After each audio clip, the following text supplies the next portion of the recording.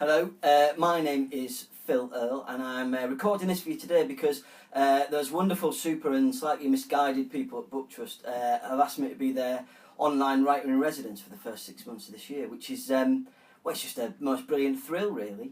So I'm going to be doing quite a lot of this over the next 6 months. I'm going to be recording a series of video blogs for you. And we're going to be talking, really, like any good residency needs a theme or two to sort of focus on. And the two things that we're going to be focusing on throughout the residency are, number one, this idea that we're all readers.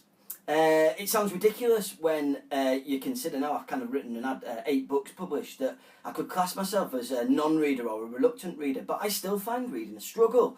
And I want to talk over this next 6 months about how the fact, or this belief that that I've come to over the years, is that we're all readers.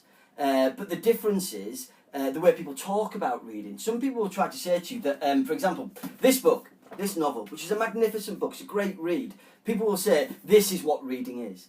And my point is it's not. There are so many things, so many ways that we can engage with the written word that don't just have to be about reading the novel.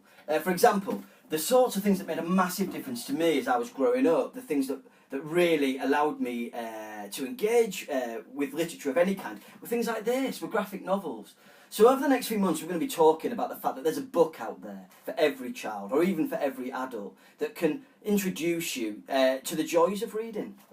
The second theme that we're going to talk about is kind of complementary to that, I guess. It's this idea that we're all storytellers as well. We all hold inside us brilliant tales, brilliant ideas for stories. And what I want to do over the next few months is talk about the way that we can start to tease these ideas out. How you can take inspirations. I love this idea that we're surrounded by stories, that every second of our lives things are happening around us every day.